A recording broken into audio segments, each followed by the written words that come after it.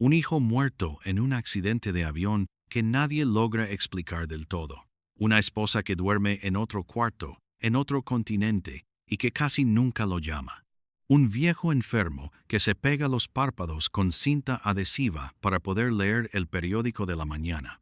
Y el hombre más poderoso del Mediterráneo, el dueño de océanos enteros, llorando solo en la cubierta de un yate vacío al amanecer. Esta es la historia del hombre que compró Mónaco, que se casó con la viuda más famosa del mundo, que le rompió el corazón a la diva más grande de la ópera y que murió convencido de que alguien había asesinado a su único heredero. Es 22 de enero de 1973. Son las 3:21 de la tarde. En el aeropuerto helínico de Atenas, un pequeño Piaggio 136 acaba de despegar. A bordo van 3 personas. El piloto, un instructor escocés, y un joven de 24 años de ojos oscuros que acaba de sentarse a los mandos, se llama Alexander Onassis. Es el único hijo varón del hombre más rico de Grecia, el heredero de un imperio construido sobre petróleo, acero y agua salada. El avión se eleva apenas unos metros. Algo falla. El motor suena raro, casi como si tosiera. Los cables de los alerones, según el informe oficial que se va a publicar meses después, están instalados al revés. Cuando el piloto intenta corregir el rumbo, el avión hace exactamente lo contrario de lo que le pide. Cae sobre el asfalto en segundos. El metal se retuerce. El humo sube. Alexander queda atrapado en la cabina. Los testigos dicen que aún respira. Lo llevan al hospital KAT de Atenas. El médico que lo recibe ve las lesiones en la cabeza y sabe, en ese instante, que ya no hay nada humano que salvar. A miles de kilómetros, en Nueva York, suena un teléfono. Aristóteles Onassis escucha la voz temblorosa al otro lado. Deja caer el auricular. No dice nada. Se queda de pie, inmóvil, como si alguien lo acabara de apagar por dentro. Una hora después, ordena que preparen su avión privado, llama a los mejores neurocirujanos del mundo, paga 2 aviones más para traer especialistas desde Boston y desde Londres. Les promete lo que pidan con una sola condición, que estén en Atenas antes de que amanezca. Cuando él mismo llega al hospital, ya es demasiado tarde. Alexander está conectado a una máquina, tiene el cráneo fracturado, no hay actividad cerebral. Los médicos rodean a Aristóteles, le explican, con palabras cuidadosas, que no queda nada por hacer. Aristóteles, el hombre que venció a las 7 hermanas del petróleo, que engañó a Howard Hughes, que le quitó Monte Carlo al príncipe de Mónaco, no sabe qué responder, firma el papel. Ordena que desconecten a su hijo. Y luego, según los testigos, no llora. Se sienta en el pasillo, mira al techo, y no dice una sola palabra durante horas. Pero lo que viene después no lo va a romper de inmediato, lo va a romper poco a poco. Durante los próximos 27 meses, Aristóteles Onassis va a gastar millones de dólares en detectives privados, en espías griegos, en exagentes de servicios de inteligencia. Está convencido de una sola idea. Alexander no murió por un accidente. Alexander fue asesinado, y él, el coloso, el hombre que venció al océano entero, no va a poder demostrarlo jamás. Pero para entender cómo llegamos hasta aquí, hay que volver al principio, a una ciudad que ya no existe, en un imperio que desapareció, con un niño que perdió todo antes de los 17 años. Esmirna, hoy en día se llama Izmir, está en la costa oeste de Turquía. Pero en 1906, cuando nace Aristóteles, es una de las ciudades más ricas y cosmopolitas del Imperio Otomano. Se habla griego, turco, armenio, italiano, francés, inglés. Los barcos entran y salen todos los días cargados de higos, de algodón, de seda, de tabaco. Hay teatros, hay cafés, hay escuelas europeas. Es una ciudad viva, es una ciudad feliz. Y va a desaparecer. Aristóteles Sócrates Onassis nace el 20 de enero de 1906 en una familia griega acomodada. Su padre, Sócrates, es un comerciante de tabaco poderoso. Tiene varios almacenes en el puerto, compra hojas en Anatolia, las procesa, las exporta a Europa y a Egipto. La familia vive bien. Tiene empleados, cocineras, un jardín grande, una casa de verano en el mar Egeo. Los domingos van a la iglesia griega. Los primos se juntan, los tíos cuentan historias. Es la vida normal de una familia próspera en una ciudad que todavía no sabe que está condenada. Pero hay una sombra desde el principio. Aristóteles todavía es un niño pequeño cuando su madre, Penélope, muere. Una operación mal hecha, una infección, una tragedia doméstica de esas que en aquel tiempo se llevaban a media humanidad. La mujer que lo carga, que le canta en griego por la noche, que le pasa la mano por el pelo, desaparece de un día para otro. Sócrates se casa de nuevo unos años después, con una mujer llamada Helena, pero Aristóteles nunca la acepta. La llama la otra. Se escapa de la casa. Duerme en el patio. Odia a su madrastra con una violencia silenciosa que va a seguir con él toda la vida. Hay una escena que cuentan los primos años después. Aristóteles, con 7 años, está sentado en la cocina. Helena le sirve un plato de comida. Aristóteles mira el plato. Mira a Helena. Empuja el plato con fuerza. El plato cae al piso y se rompe. Helena le grita. Sócrates entra y le da una bofetada. Aristóteles no llora, no dice nada. Se levanta, se va al jardín y se queda ahí, solo, sentado bajo un árbol, hasta que se pone el sol. Ese gesto, ese silencio, ese rencor frío va a definirlo toda la vida. En la escuela, los maestros no saben qué hacer con él. Es inteligente, eso está claro, pero es un niño difícil. Falta a clase, pelea con los otros niños, inventa historias que nadie puede creer. Un maestro, años después, va a decir esto. Ese niño iba a terminar como ladrón o como millonario. No había término medio. Pero hay algo más. Aristóteles escucha. Escucha a su padre hablar de negocios con los otros mercaderes. Escucha los precios del tabaco en Alejandría. Escucha las tarifas de los barcos. Escucha cuánto gana un capitán de buque. A los 12 años, ya sabe calcular el margen de un cargamento mejor que muchos adultos. Acompaña a su padre al puerto. Toca las cajas. Huele las hojas.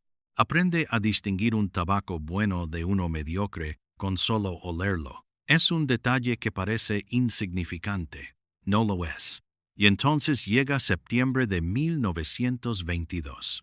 La catástrofe. Después de 4 años de guerra, las tropas griegas son aplastadas en Anatolia. El ejército turco de Mustafa Kemal avanza hacia la costa. El 9 de septiembre entra en Esmirna.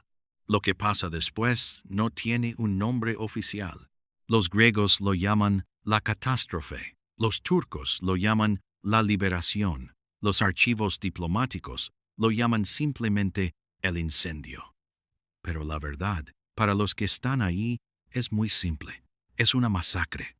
2/3 de la ciudad arden durante 4 días. Los griegos y los armenios se concentran en el malecón. Los barcos británicos, franceses, italianos y americanos están anclados en la bahía. Ven todo. Escuchan los gritos. Y tienen órdenes estrictas de no intervenir. Aristóteles tiene 16 años. Ve cuerpos flotando en el agua. Ve mujeres saltando desde el muelle. Ve a los soldados turcos golpeando puertas. Ve el cielo volverse rojo. Ve a una anciana, una vecina de su abuela, corriendo con un niño en brazos y cayendo en la calle sin que nadie la ayude. Su tío Alexandros, hermano mayor de su padre, es arrestado. Lo acusan de apoyar al ejército griego. Lo cuelgan en una plaza pública, sin juicio, sin defensa. 3 hombres más de la familia Onassis son fusilados en una pared. En las afueras de la ciudad, su padre, Sócrates, es metido en una cárcel improvisada, en un almacén lleno de otros mercaderes griegos. Ahí van a morir muchos. Ahí van a matar a muchos. Y ahí lo están esperando también a él. Pero Aristóteles no se esconde. Hace exactamente lo contrario. Con el pelo sucio y los zapatos rotos, el adolescente camina por Esmirna entre las ruinas, esquiva patrullas, duerme en sótanos. Una noche, escondido en el cuarto de una cocinera amiga de la familia, toma una decisión.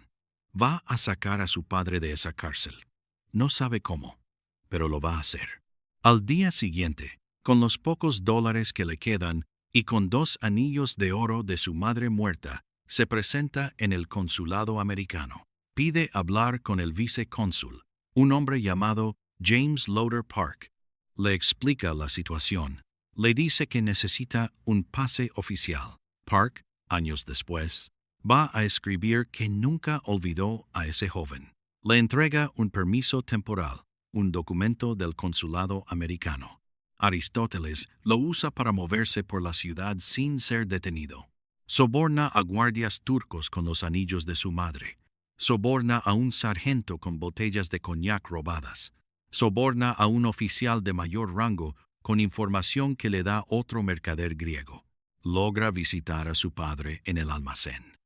Le lleva comida envuelta en papel de periódico. Le lleva una frazada. Le dice al oído, en griego antiguo para que los guardias no entiendan, pronto te saco de aquí. Resiste. Sócrates lo mira. No responde. No puede hablar. Está temblando. Finalmente, con la ayuda de un oficial turco al que paga una suma importante, logra sacar a su padre vivo. Luego, con ese mismo pase americano, se las arregla para subir a Sócrates a un barco que parte hacia Grecia. Llegan a Atenas. Y cuando Sócrates, recuperado, llama a su hijo para hablar con él, Aristóteles va a tener un shock. Sócrates no lo felicita. Lo reprocha. Le dice que gastó demasiado dinero. Le dice que las joyas de Penélope, las que él usó para sobornar a los turcos, valían más de lo que su hijo pensaba. Le recuerda cuánto le debe todavía a la familia, cuánto cuesta reconstruirse en Atenas. Aristóteles escucha en silencio, no responde, pero algo en él se rompe esa noche. El hombre al que acaba de salvar, el padre por el que arriesgó todo, le está pidiendo cuentas como si fuera un empleado. Años después, le va a decir a un amigo cercano, ese día entendí que estaba solo. Aristóteles toma una decisión. Se va. No a otro barrio, no a otra ciudad. Se va del continente entero. En 1923, con 17 años, con $60 cosidos en el forro de su chaqueta, sube a un barco italiano que va a Buenos Aires. Es un migrante más, un adolescente griego entre miles. Nadie lo mira, nadie sabe su nombre. Pasa 21 días en bodega, vomitando, durmiendo sobre tablas, comiendo pan duro. Cuando desembarca en el puerto argentino, tiene hambre, está delgado y tiene $60, ni uno más. Pero tiene también otra cosa, tiene una certeza, que nunca, jamás, nadie lo va a volver a humillar, que va a construir algo tan grande que ni los turcos, ni los cónsules, ni su propio padre lo van a poder tocar nunca más. Y antes de seguir contándote esta historia, queremos preguntarte algo. ¿Desde dónde nos estás viendo? Cuéntanos en los comentarios. Nos encanta saber desde qué país nos siguen. Ahora sigamos. Buenos Aires en 1923 es una ciudad feroz. Hay millones de migrantes, italianos, españoles, polacos, armenios, rusos, sirios, griegos. Todos llegan con la misma idea: hacer fortuna en la tierra de la plata. La mayoría no logra nada. Muchos terminan en conventillos, enfermos, muertos antes de los 40. Aristóteles encuentra un cuarto en una pensión barata en el barrio de Montserrat. Comparte el baño con 20 personas. La cama tiene chinches. La dueña es una portuguesa gorda que le cobra por adelantado. Lava platos, descarga cajones en el mercado central, trabaja de aprendiz en una imprenta. Nada le dura mucho, nada le gusta. Siempre se pelea con el jefe, siempre se va. Durante unos meses, duerme en un banco del Parque Lezama porque no tiene para pagar el alquiler. Come mendrugos que le guarda un panadero griego de Barracas. Aprende español a los golpes, escuchando, copiando. Aprende también lunfardo, el argot de los barrios bajos, el idioma de los tangos, el idioma de los hombres que viven en los límites de la ley. Hay una escena de esos meses que él mismo va a contar, años después, en una cena privada en París. Una noche, en pleno invierno, caminando por la avenida Corrientes con los zapatos rotos, se detuvo frente a un restaurante lleno de luces. Vio a un hombre rico cenando adentro, con una mujer rubia, con mozos vestidos de blanco que le servían vino en copas de cristal. Aristóteles se quedó ahí parado, en la vereda, bajo la lluvia, durante casi una hora, mirando, jurándose, en griego, en voz baja, que algún día él iba a estar del otro lado de esa ventana, y que él iba a ser el que diera órdenes. Ese juramento silencioso, hecho a los 18 años, bajo la lluvia de Buenos Aires, lo iba a cumplir. Exactamente, hasta el último detalle. B. Un día, en 1924, se presenta a un puesto que nadie quiere, operador telefónico nocturno en la Compañía Británica de Teléfonos. El turno es de medianoche a 8 de la mañana. El salario es miserable. El trabajo es aburrido. Pero Aristóteles acepta sin pensarlo. Y ese puesto, que parece el final del camino, va a ser el comienzo de todo. Porque en la sala de las centrales telefónicas, por la noche, Aristóteles escucha las conversaciones privadas de los grandes comerciantes de Buenos Aires. Escucha los pedidos que se hacen a Londres, a París, a Nueva York. Escucha los precios del tabaco, del trigo, de la lana, del algodón. Escucha cuando los industriales cierran acuerdos, quién compra, quién vende, quién está por quebrar. Se convierte en el hombre más informado de Buenos Aires sin salir de su silla. Toma apuntes en cuadernos que guarda debajo de su colchón. En años después, esos cuadernos van a ser destruidos por orden suya. Un día, en 1925, escucha una conversación que cambia todo. Un industrial argentino habla con un comisionado turco. Están por comprar 2 toneladas de tabaco oriental. El industrial quiere pagar menos. El turco se resiste. Aristóteles, desde su central, lo entiende todo en segundos. Hay una oportunidad. Él conoce a los productores griegos de Kavala y de Drama. Él sabe dónde están las mejores hojas. Y sabe a qué precio. Al día siguiente, con el dinero que ha ahorrado de operador, unos cientos de dólares, escribe a un productor en el norte de Grecia. Le manda una carta escrita en griego formal, perfecta, casi literaria. Le propone una alianza, que ese productor le mande 2 toneladas de tabaco a consignación. Aristóteles paga una parte por adelantado. Si vende el lote en Argentina, pagará el resto con intereses. Manosea todo. Si no vende, devuelve la mercancía. Es un riesgo enorme para el griego de Kavala, pero la carta está bien escrita, y Aristóteles incluye una línea que se va a volver leyenda. Escribe: mi palabra vale más que mi dinero, porque mi palabra no se puede gastar.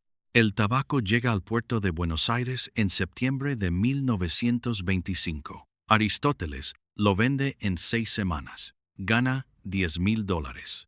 Repite la operación. Gana $20,000. Vuelve a repetir. A los 21 años, Aristóteles Onassis tiene $100,000 en el banco. En la Argentina de los años 20, eso es una fortuna. Compra un departamento pequeño en el centro. Compra trajes hechos a medida. Compra un reloj caro, un Patek Philippe, usado que adquiere en una casa de empeño. Empieza a ir a los cafés donde va la clase alta porteña. Se hace llamar Don Aristóteles. Los mozos lo reconocen. Le guardan su mesa. Tiene 22 años. Habla 4 idiomas y ya se mueve como un patrón. Pero hay algo que nadie sabe todavía sobre él. Aristóteles sigue mandando dinero a su padre en Atenas, todos los meses, en sobres cerrados, sin carta, sin dedicatoria. Sócrates, el hombre que lo había reprochado por gastar demasiado en Esmirna, recibe ese dinero en silencio. Nunca se lo agradece, nunca le escribe, y Aristóteles nunca le pregunta si lo recibió. Es una forma extraña de ajuste de cuentas entre padre e hijo, una forma de decir, te salvé entonces, y te sigo salvando ahora, y no te debo nada. Pero el tabaco no es su obsesión, es un puente. El verdadero objetivo, desde que tiene 16 años y vio los barcos británicos anclados en la bahía de Esmirna sin mover un dedo, está en otra parte. El verdadero objetivo está en el mar, los barcos. Esa es la obsesión. En 1929, el gobierno griego lo nombra cónsul honorario en Buenos Aires. Tiene 23 años. Usa el cargo como plataforma para viajar, para negociar, para abrir oficinas en Londres y en Atenas. Conoce a los armadores griegos más importantes. Estudia las rutas. Estudia los fletes. Estudia los tipos de casco.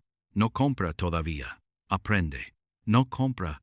En 1932, el mundo está en crisis. La Gran Depresión ha paralizado el comercio. Los buques de carga están anclados sin trabajar en todos los puertos del mundo. Las compañías navieras quiebran por docenas. En Montreal, Canadá, 6 cargos están amarrados en el río San Lorenzo. Cada uno costó $1,500,000 en su momento, pero nadie los quiere. Están oxidados. Nadie puede operarlos con la crisis. El propietario, desesperado, los ofrece por $20,000 cada uno. 20,000. Por un buque que costó $1,500,000.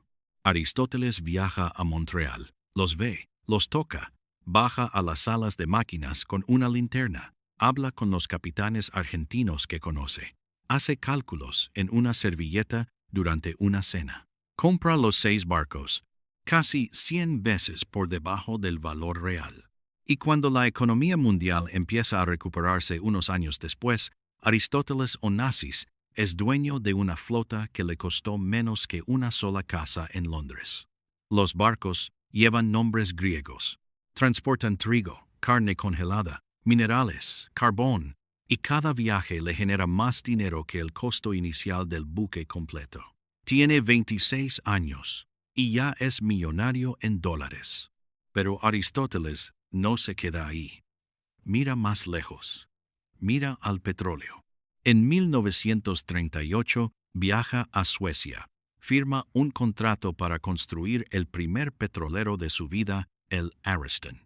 15,000 toneladas, el doble del tamaño estándar de la época.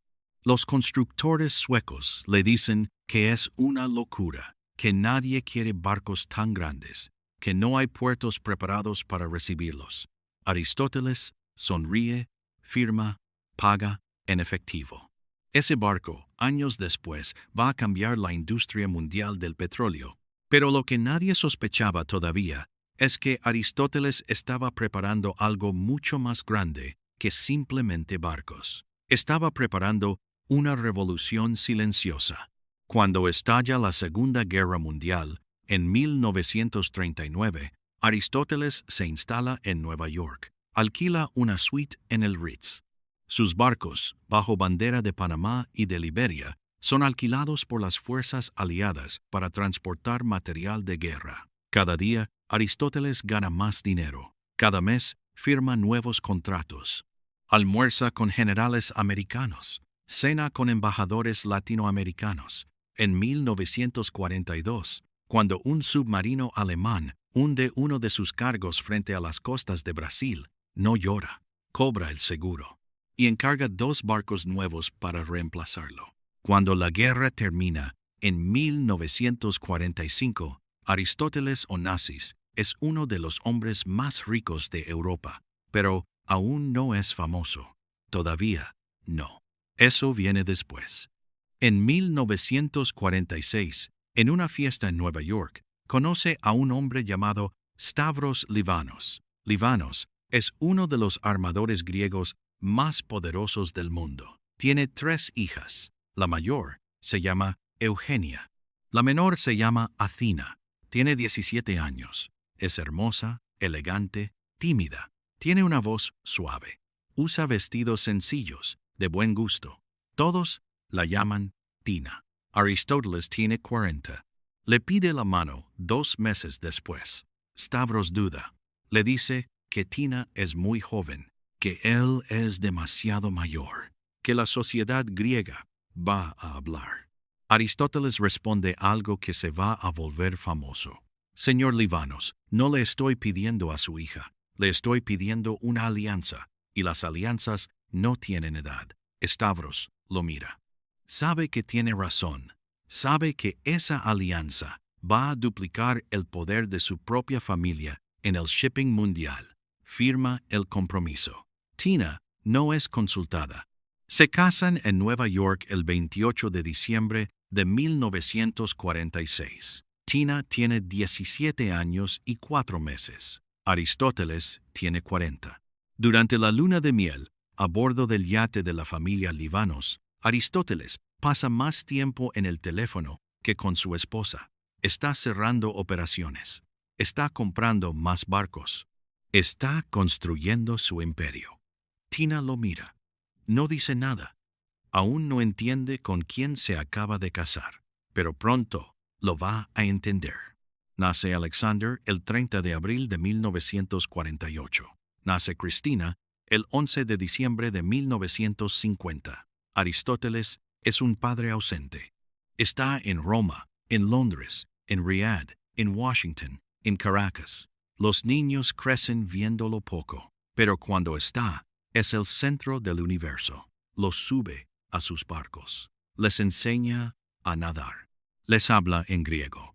Y les hace una promesa repetida como un mantra. Todo esto, algún día, será de ustedes.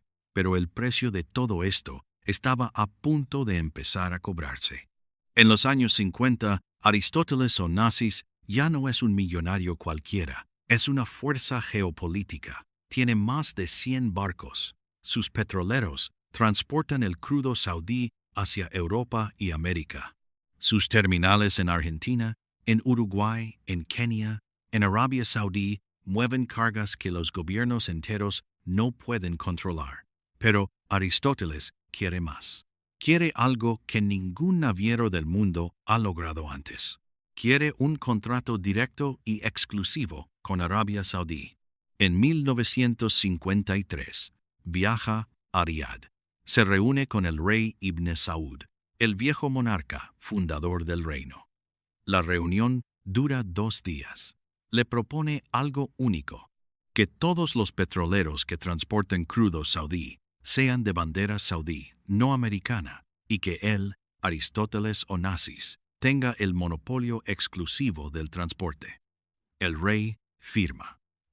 Second, Aristóteles sale de Riad con un contrato que vale cientos de millones de dólares y que, de un solo golpe, le declara la guerra a las 5 grandes petroleras americanas: Exxon, Mobil, Texaco, Chevron, Gulf, las llamadas 7 hermanas. Son las mujeres más poderosas de la economía mundial y acaban de ser declaradas enemigas por un griego que 40 años antes lavaba platos en Buenos Aires. Lo que pasa después es una de las guerras empresariales más feroces del siglo XX. Las petroleras mueven hilos en Washington. El gobierno de Eisenhower abre una investigación contra Onassis. El FBI lo vigila. En Nueva York, un día de 1954, 2 agentes entran a sus oficinas de la calle 52. Lo arrestan. Lo acusan de fraude. de usar testaferros americanos para controlar barcos que debían ser propiedad de ciudadanos de Estados Unidos. Es un caso que puede llevarlo a la cárcel por 10 años. Aristóteles paga $7 millones de fianza. En efectivo, los lleva en maletas al juzgado. Los agentes lo ven contar los billetes sobre la mesa durante casi una hora. Nunca habían visto algo así.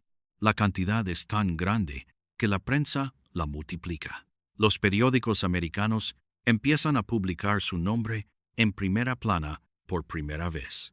Aristóteles está furioso, pero también está concentrado. No va a perder esta batalla. Sus abogados, los mejores de Nueva York, encuentran el ángulo, presionan, negocian con el Departamento de Justicia. El caso se cierra sin condena. Aristóteles paga una multa de 7 millones y la investigación se archiva. Eso es todo. Sale del juzgado con su sonrisa perfecta y con un traje italiano hecho a medida. Pero esa guerra le deja una lección brutal. Tiene el dinero, tiene los barcos, pero todavía le falta algo que el dinero no compra tan fácilmente. Le falta el brillo social. Kama. Le falta que el mundo lo mire no como al griego arribista, sino como a una leyenda viva. Y ahí entra el príncipe Rainier. Y ahí entra Monte Carlo. En 1953, Aristóteles ha empezado a comprar acciones de la SBM, la Société des Bains de Mer. Es la compañía que controla el casino de Monte Carlo, los hoteles, los restaurantes, los teatros, los cafés más famosos del Principado. Es prácticamente Mónaco entero. En menos de 2 años, Aristóteles es dueño del 52% de la empresa.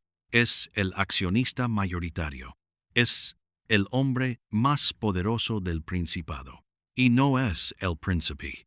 Rainier III lo detesta en silencio, pero lo necesita. Aristóteles, con astucia, financia una parte del casamiento de Rainier con Grace Kelly en 1956. Les ofrece su yate, el Cristina, para la luna de miel. Parece un gesto de amistad. No lo es. Es una jugada política. Rainier entiende el mensaje. Onassis decide quién vive en Mónaco, quién come ahí, quién se divierte ahí, qué mesas se reservan en el casino y qué mesas no. El yate. Hablemos del yate. El Cristina O mide 99 metros. Fue un buque antisubmarino canadiense que Aristóteles transforma en 1954 por $4 millones. Tiene una piscina que se convierte en pista de baile con apretar un botón. Tiene 3 bares. Tiene salón de belleza. Tiene quirófano a bordo con un cirujano permanente. Tiene cámara frigorífica forrada en mármol italiano. Tiene 32 camarotes, cada uno con el nombre de una isla griega grabado en la puerta. Tiene una tripulación de 60 personas. Tiene un cine propio. Tiene teléfonos conectados a todas las capitales del mundo. Los taburetes del bar principal están tapizados con piel de los testículos de una ballena cazada frente a Sudáfrica. Aristóteles se lo explica a Greta Garbo con una sonrisa. Madame, está usted sentada encima del miembro más largo del mundo. Cuando un periodista americano le pregunta cuánto le cuesta mantener ese yate al año, Aristóteles lo mira con los ojos entrecerrados y responde, si tiene que preguntar, no se lo puede permitir. En ese yate reciben a Winston Churchill, al Shah de Irán, y a Farah Diba, a John Wayne, a Frank Sinatra, a reyes destronados y a reyes vivos. Churchill, ya viejo, pasa semanas enteras a bordo. Aristóteles organiza todo para él. Un humidor siempre lleno de cigarros, Romeo y Julieta. El champán Paul Roger, que Churchill adora. Compañía, música, amigos, silencio cuando hace falta. El ex primer ministro de Gran Bretaña va a pasar más de 400 días en el yate de Onassis en los últimos años de su vida. En una foto famosa de 1963, Churchill, ya muy enfermo, está sentado en cubierta, con una manta sobre las piernas. A su lado, de pie, mirando el horizonte, está Aristóteles, con los brazos cruzados, sin sonreír. Parecen dos hombres que ya no necesitan hablarse para entenderse. El hombre que venció a Hitler, viviendo gratis en el yate de un griego que, 40 años antes, lavaba platos en Buenos Aires. Y es ahí, en ese yate, en 1957, donde todo va a cambiar. Porque esa noche, en una fiesta que organiza la Sociedad Veneciana, Aristóteles Onassis conoce a la mujer más grande del canto lírico del siglo XX, María Callas. Cuando Aristóteles la mira por primera vez, María tiene 33 años. Está casada con Giovanni Battista Meneghini, un industrial italiano mucho mayor que ella. Es su manager, su esposo, su padre profesional. María no lo ama, ya no. Lo respeta por todo lo que hizo por su carrera. Pero lleva meses buscando una salida. Duerme mal, adelgaza, fuma demasiado. Y esa noche, cuando Aristóteles la mira, siente algo que no había sentido antes. Es atracción, sí, pero es también otra cosa más profunda. Reconocimiento, sí, reconocimiento, reconocimiento. Los dos son griegos. Los dos vienen de la nada. Los dos han construido imperios. Uno en el agua, la otra en el escenario.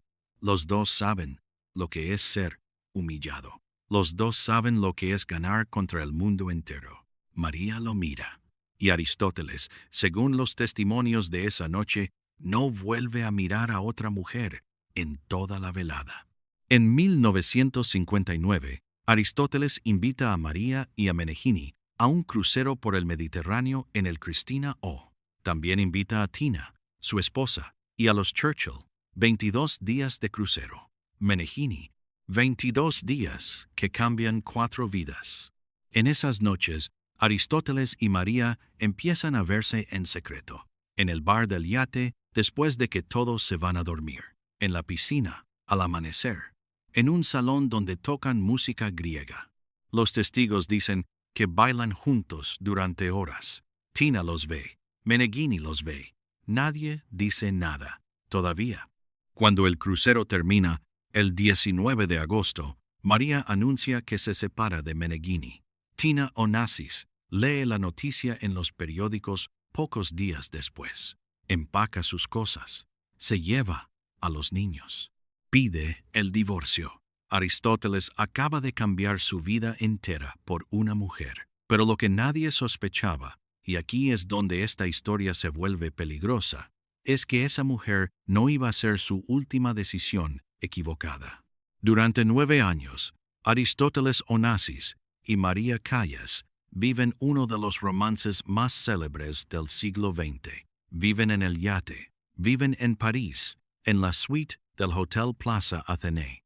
Viven en la isla de Scorpios, que Aristóteles acaba de comprar en Grecia por $110,000 en 1963. Es una isla entera, suya, con playas, con colinas, con pinos, con una casa blanca que él mismo diseña y una capilla ortodoxa con la bandera griega en lo alto. Pero el romance no es un cuento de hadas, es una guerra. Aristóteles adora a María, pero Aristóteles es Aristóteles. Es celoso, es dominante, es ausente cuando tiene que estarlo, es cruel cuando está borracho. María lo espera en París mientras él cierra acuerdos en Riad. Lo espera en Scorpios mientras él juega al bridge con Churchill. Lo espera siempre. Y Aristóteles a veces no regresa cuando dice que va a regresar. Hay una escena que se cuenta en varios libros. Una cena en un restaurante de París. María lleva un vestido nuevo, comprado en Dior, carísimo. Aristóteles llega tarde, de mal humor. Se sienta. La mira. Le dice, «Estás vieja». María no responde. Termina la cena en silencio. Esa noche, según el chofer, llora durante horas en el departamento de la avenida Georges Mandel, pero vuelve a verlo al día siguiente.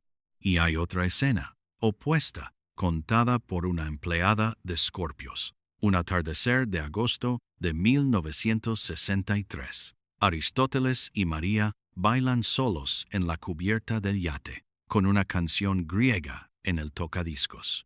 Bailan durante casi una hora. No hay nadie más. El cielo es rosa. María, descalza, apoya la cabeza en el hombro de Aristóteles y cierra los ojos. Él, con una mano, le acaricia el pelo.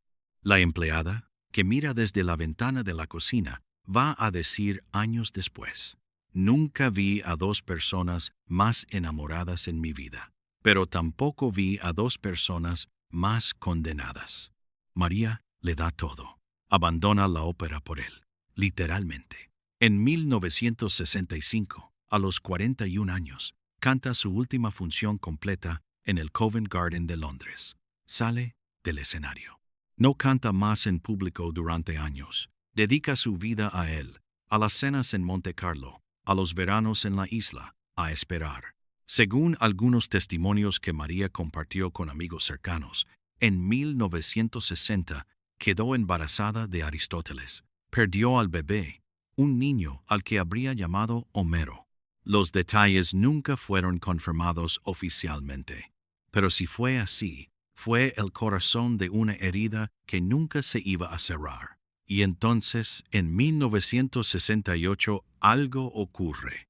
Hay que retroceder 5 años. El 22 de noviembre de 1963, en Dallas, Texas, el presidente John F. Kennedy es asesinado en la calle. A su lado, en la limusina, está su esposa, Jacqueline Bouvier Kennedy. Su sangre queda salpicada en el traje rosa. Las imágenes dan la vuelta al mundo. Jackie se convierte de un día para otro en la viuda más famosa del planeta.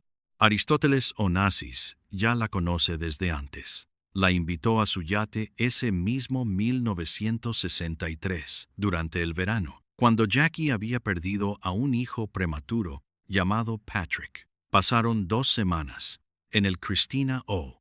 JFK estaba de acuerdo porque sabía que el aire del Mediterráneo le haría bien a su esposa.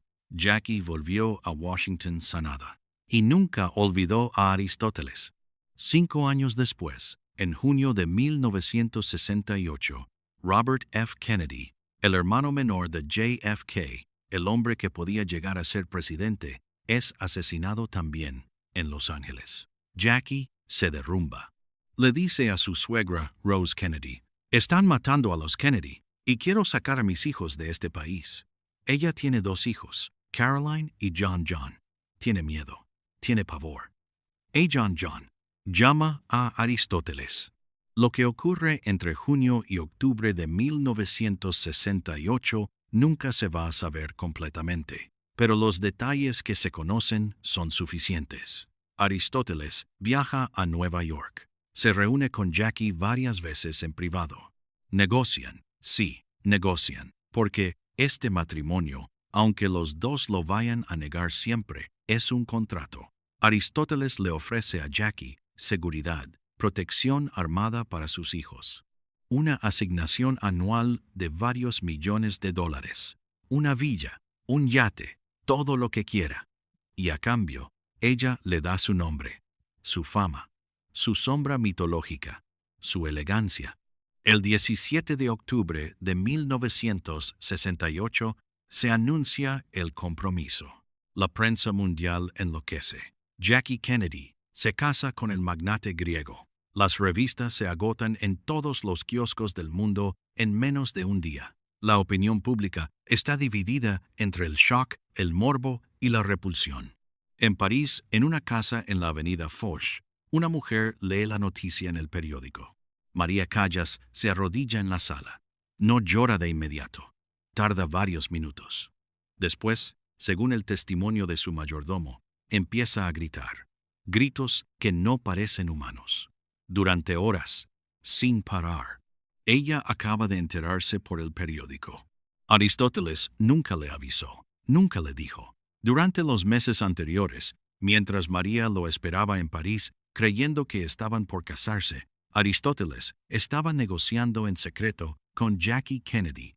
La boda se celebra 3 días después, el 20 de octubre de 1968, en la capilla ortodoxa de la isla de Scorpios. Aristóteles tiene 62 años, Jackie tiene 39. Si esta historia te está impactando, dale like ahora, nos ayuda enormemente a seguir contando estas historias que nadie más cuenta. El matrimonio con Jackie Kennedy dura 7 años, y ningún día es del todo feliz. Jackie se instala en una villa de Scorpios, redecora todo, gasta millones de dólares en joyas, en ropa, en viajes. Aristóteles empieza a darse cuenta de algo que sus empleados siempre supieron. Jackie no es la mujer frágil y dulce que el mundo imagina. Jackie es una estratega fría. Sabe exactamente lo que quiere, sabe exactamente cómo conseguirlo, y no está enamorada de Aristóteles. Hay una anécdota que recorre los círculos de Nueva York en esos años. Un mayordomo del hogar de los Onassis cuenta que Jackie, una mañana, ordena que se le cambien todas las sábanas de su cama porque Aristóteles ha dormido ahí la noche anterior. No quiere que los olores se mezclen, dice. Aristóteles, cuando lo escucha, no responde. Se sirve un whisky, se sienta en el sillón de su despacho y mira la pared durante mucho rato. En los primeros meses, todo funciona. Aristóteles la presenta a sus amigos, la muestra, se siente orgulloso, la pasea por los restaurantes de lujo de París y de Roma. Pero al año, las peleas empiezan. Jackie pasa más tiempo en Nueva York que en Grecia.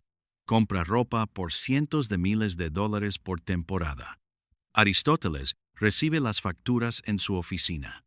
Las mira, se enoja. Jackie responde con silencios. Y con más compras al mes siguiente. Aristóteles vuelve a París. Busca a María. La encuentra. María, humillada, destruida, acepta verlo de nuevo. No puede evitarlo. Lo sigue amando. Aristóteles pasa semanas con ella. En su departamento de la avenida George Mandel. Se levantan tarde.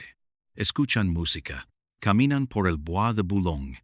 Luego Aristóteles regresa a Nueva York con Jackie. Luego vuelve a París. Vive una doble vida agotadora. Las dos mujeres lo saben. Las dos lo aceptan. Pero ninguna de las dos es feliz. Y mientras todo esto ocurre, Alexander crece. Alexander Onassis tiene 23 años en 1971. Trabaja con su padre en la empresa, pero no quiere manejar barcos, quiere manejar aviones. Funda una pequeña empresa de aviación. Opera en el aeropuerto helínico de Atenas. Aristóteles no lo entiende. Quiere que su hijo dirija el imperio marítimo. Quiere que sea una versión joven de él mismo. Pero Alexander es diferente. Alexander es silencioso. Alexander está enamorado de una mujer 16 años mayor que él, una aristócrata llamada Fiona Tyson Bornemisza, una baronesa divorciada con 2 hijos. Aristóteles no acepta esa relación. Peleas brutales entre padre e hijo, gritos, amenazas. En una de esas peleas, Alexander golpea la mesa con el puño y le dice a su padre: «Tú no entiendes lo que es amar, tú solo entiendes lo que es poseer». Es la última conversación larga que tienen antes del accidente. Ahora los hechos son estos. 22 de enero de 1973. Aeropuerto Helínico, Atenas. Alexander Onassis sube al Piaggio 136 de su empresa de aviación. Con él van 2 pilotos. Donald McCusker, un instructor americano, y un copiloto griego. Es un vuelo corto de entrenamiento. El avión despega a las 3:21 de la tarde. A los 15 segundos del despegue, el Piaggio cae sobre el asfalto. Alexander queda atrapado. Tiene el cráneo destrozado. Lo llevan al hospital Cat. Tiene muerte cerebral. Aristóteles, alertado en Nueva York, llama a los mejores neurocirujanos del mundo. Un avión privado sale desde Estados Unidos. Otro sale desde Londres. No hay nada que hacer. Aristóteles firma la autorización para desconectarlo. Alexander muere el 23 de enero de 1973. Tiene 24 años. La investigación oficial griega determina que los cables de los alerones del avión estaban instalados al revés por un error de mantenimiento. Es un fallo técnico. No hay sabotaje confirmado. Pero Aristóteles no acepta esa versión ni un solo día. Durante los 27 meses siguientes, hasta su propia muerte, Aristóteles Onassis va a pagar detectives privados, va a contratar a ex agentes de inteligencia, va a ofrecer una recompensa millonaria a quien le traiga información, va a sospechar de todos, de la Junta Militar Griega, de la CIA, de empresas petroleras rivales, de Howard Hughes, de gente a la que había cerrado las puertas de un negocio años antes. Nunca va a encontrar nada concreto, pero lo que sí encuentra es su propia ruina interior. Aristóteles, después de la muerte de Alexander, se convierte en otra persona. Deja de dormir. Empieza a tomar pastillas para los nervios. Pasa horas en la tumba de su hijo, en la capilla de Escorpios, hablándole en griego, en susurros, como si el niño pudiera contestarle. Churchill ya está muerto desde 1965. María Callas está destruida en París. Jackie ha vuelto a Nueva York y pasa meses sin pisar Grecia. Aristóteles está solo. Y entonces, pocos meses después, su cuerpo empieza a traicionarlo. Los médicos le diagnostican miastenia gravis, una enfermedad autoinmune rara que ataca los músculos. Los párpados se le caen. Se los tiene que pegar con cinta adhesiva para poder leer el periódico. La voz se le debilita. Puede hablar muy poco antes de cansarse. La boca se le tuerce. El coloso del mar, el hombre que compró Mónaco, el marido de Jackie Kennedy, está empezando a derretirse por dentro. Y el mundo no lo sabe todavía. En 1974, Aristóteles Onassis ya no es el mismo. Sus amigos más cercanos lo notan. Gianni Georgakis, un amigo de 50 años, va a escribir después que Aristóteles ya no reía. Dejaba pasar los acuerdos. No contestaba el teléfono. Se encerraba en su oficina durante horas, mirando la pared o mirando una fotografía de Alexander sobre el escritorio, con los ojos vacíos. Los empleados del Christina O., que lo conocían desde hacía 20 años, empiezan a notar otros cambios. Aristóteles ya no come en la mesa grande, pide que le lleven la comida al camarote. Ya no recibe invitados, ya no pone música griega, se pasa horas mirando el mar por la ventana, en silencio, fumando un cigarrillo tras otro. Una vez, el capitán lo encuentra de madrugada en la cubierta superior, envuelto en una manta, llorando sin hacer ruido. El capitán quiere acercarse. Aristóteles levanta una mano. Le hace señas de que se vaya. El capitán obedece y no cuenta la escena hasta después de la muerte de Aristóteles. Pero la desgracia aún no ha terminado con él. Hay que volver un momento hacia atrás. En mayo de 1970, casi 3 años antes del accidente de Alexander, había ocurrido algo que ya había partido el corazón de la familia. Eugenia Livanos, la hermana mayor de Tina, la cuñada de Aristóteles, había aparecido muerta en la isla privada de su esposo, Stavros Niarchos. El informe oficial habló de sobredosis de barbitúricos, pero había marcas en su cuerpo. Había dudas. Había una investigación que se abrió y se cerró demasiado rápido. Nunca se probó nada. Y un año después, en octubre de 1971, Tina Livanos, la primera esposa de Aristóteles, la madre de Alexander y de Cristina, se casaba con Stavros Niarchos. Sí, leí eso otra vez. Tina se casaba con el hombre acusado en privado de la muerte de su propia hermana. Christina Onassis nunca se lo perdona. Le manda a su madre un telegrama de pocas palabras. Nunca te voy a perdonar. Ni Tina ni Cristina se vuelven a hablar hasta el final. Y ahora, en 1974, Un año después de haber enterrado a Alexander, Aristóteles recibe otra noticia. El 10 de octubre de 1974, Tina Livanos Niarchos aparece muerta en un departamento de París. Tiene 45 años. El informe oficial dice edema pulmonar, pero hay quien dice sobredosis. Hay quien dice otra cosa. En pocos años, Aristóteles ha perdido a su hijo, a su ex cuñada y a su primera esposa. Su hija Cristina entra en una depresión profunda. Jackie sigue comprando joyas en Nueva York. Y en París, María Callas también está agonizando. No físicamente, emocionalmente. Deja de cantar definitivamente. No ve a casi nadie. Se encierra en su departamento de la avenida George Mandel. Ve películas viejas. Escucha sus propias grabaciones.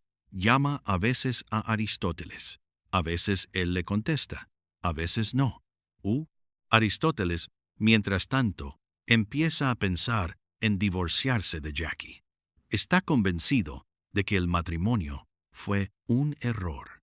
Contrata al abogado más agresivo de Nueva York, Roy Cohn, el mismo que años más tarde sería mentor de Donald Trump. Le ordena preparar los papeles. Le ordena ser brutal. Le pide que prepare un dossier con todos los gastos de Jackie, con los viajes, con las joyas, con los rumores. Quiere humillarla públicamente. Quiere anular todo. Pero el divorcio no llega nunca.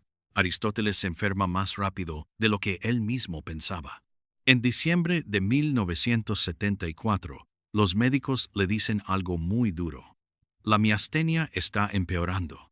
Los párpados caídos ya no mejoran. Los músculos del pecho se están debilitando. Si no se opera la vesícula biliar, las infecciones van a dispararse. Aristóteles decide volar a París para operarse en el Hospital Americano de Neuilly. Jackie lo acompaña. Es la primera vez en meses que están juntos. En el avión, según el testimonio de un acompañante, Aristóteles mira a Jackie y dice con la voz quebrada: «Te va a ir muy bien cuando yo muera. Ya te cuidé bien». Jackie no responde. Mira por la ventana. El avión aterriza. El 3 de febrero de 1975, Aristóteles entra al hospital. La operación de vesícula es exitosa, pero los pulmones fallan. Los médicos lo conectan a un respirador. El cuerpo de Aristóteles, ese cuerpo que había sobrevivido a Esmirna, a Buenos Aires, a las 7 hermanas, al FBI, a Churchill, a la muerte de su hijo, empieza a apagarse de a poco. Durante 5 semanas, Aristóteles está inconsciente a ratos lúcido. Pide a su hija Cristina. Ella vuela desde Nueva York. Se sienta a su lado. No deja de llorar. Le acaricia la mano. Le habla en griego. Aristóteles le susurra algo que nadie registra con exactitud, algo que va a quedar solo entre ellos dos. Una de las enfermeras francesas del hospital va a dar, años después, un pequeño testimonio a un biógrafo. Cuenta que una tarde, cerca del final, Aristóteles abrió los ojos y pidió un espejo. Ella se lo acercó. Él se miró durante unos segundos. Se tocó la mejilla, que ya estaba hundida. Sonrió apenas. Y dijo, en inglés, con una voz muy débil: «Aquí estás, griego. Mira lo que queda de tu imperio». Después, cerró los ojos y no volvió a hablar hasta el día siguiente. Pero no pide a Jackie. Jackie, en París, se hospeda en un hotel de lujo. Va al hospital pocas veces. Prefiere hacer compras en los comercios de la Rue Saint-Honoré. Prefiere ir a cenas con amigos parisinos. Aristóteles, según cuentan las enfermeras, cuando ella entra al cuarto, cierra los ojos, finge dormir, para no tener que mirarla. El 15 de marzo de 1975, Aristóteles Onassis muere. Tiene 69 años. Su hija Cristina está a su lado. Jackie está en Nueva York ese día, viajando. María Callas, en París, se entera por el noticiero. No dice nada. No habla con nadie durante días. se sienta al piano, pone una grabación vieja suya y se queda ahí, en la oscuridad, escuchando su propia voz joven. El funeral se celebra en la isla de Scorpios, el 18 de marzo de 1975. Llueve. El ataúd es de madera sencilla, casi modesto. Aristóteles lo había pedido así. Quería ser enterrado al lado de Alexander, en la capilla pequeña. Cristina camina sola detrás del féretro. Jackie llega en el último minuto, llevada por un coche oficial con un vestido oscuro. Los fotógrafos la rodean, pero los griegos de Scorpios no la miran, la ignoran, le dan la espalda. Cristina no le habla durante toda la ceremonia. La herencia es colosal, cientos de millones de dólares según distintos cálculos. Cristina hereda la mayor parte. Pero hay un detalle que pocos esperaban. En el testamento, Aristóteles ha dejado instrucciones muy claras. Ha creado una fundación en memoria de Alexander. La Alexander S. Onassis Public Benefit Foundation. Una parte enorme del imperio va a ir a esa fundación. Cristina recibe menos de lo que pensaba, y Jackie recibe mucho menos de lo que pretendía.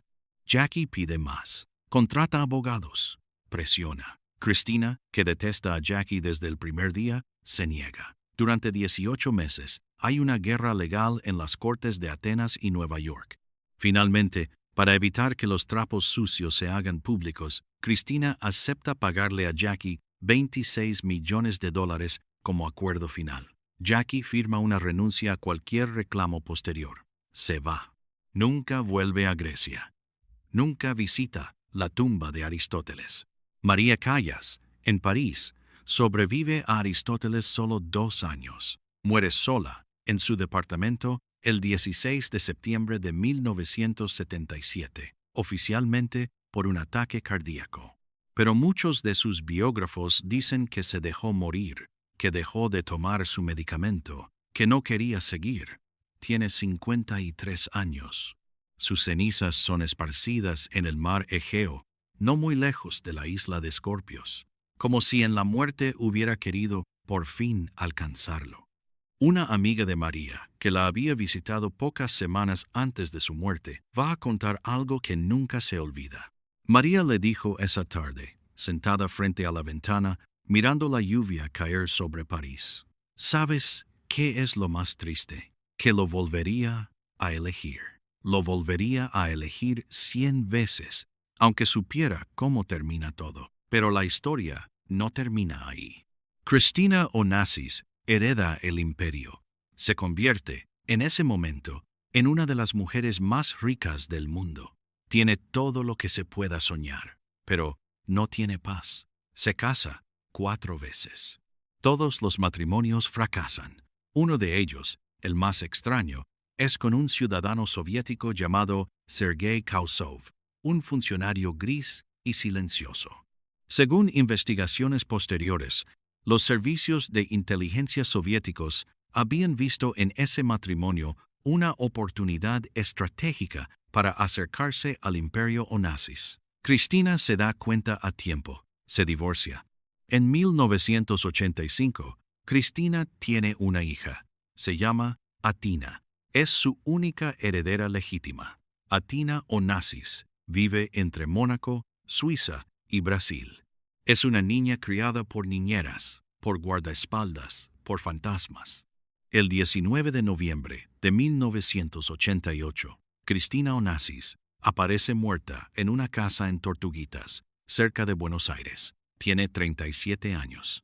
El informe oficial dice paro cardíaco, consecuencia de un consumo prolongado de medicamentos.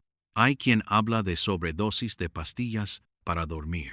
Otros hablan de agotamiento absoluto, de un corazón que se rindió antes de tiempo. La verdad oficial quedó cerrada ahí. Athina tiene 3 años cuando su madre muere. Ya es multimillonaria y ya está sola. Y esta es la ironía que pocos conocen. Aristóteles Onassis El hombre que construyó todo para dejárselo a Alexander murió convencido de que su imperio sería destruido en una sola generación, y casi acertó. Su hijo murió antes que él. Su hija murió 13 años después, todavía joven.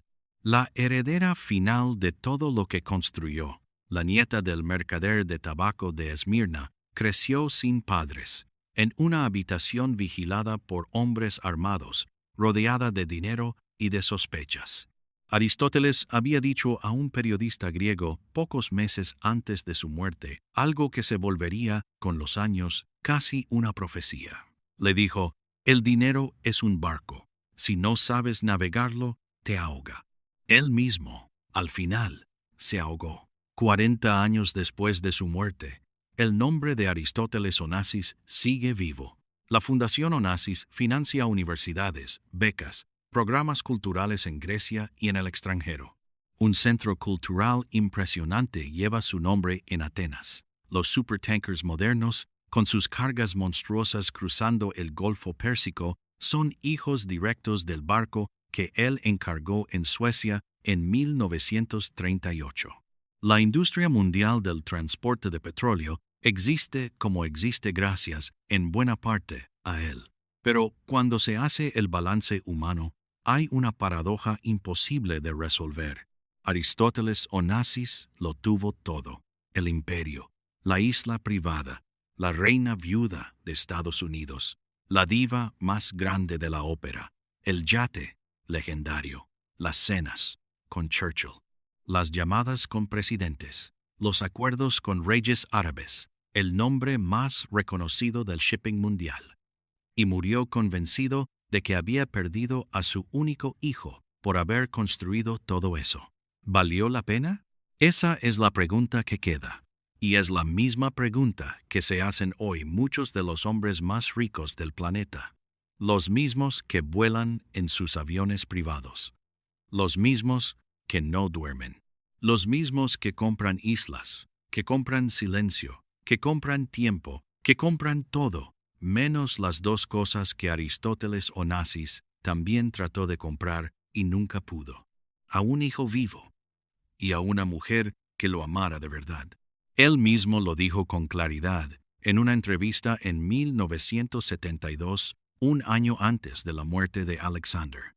El periodista le preguntó qué había sido lo más importante de su vida. Aristóteles pensó, miró por la ventana y respondió: ser amado. Eso es lo único que importa. Todo lo demás es ruido.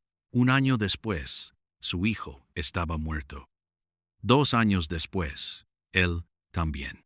El hombre que podía comprar océanos no pudo comprar más tiempo con su único hijo. El hombre que dormía con las mujeres más famosas del mundo murió sintiendo que ninguna lo había amado realmente. El hombre que construyó un imperio naval murió sabiendo que su hija no iba a saber cómo protegerlo.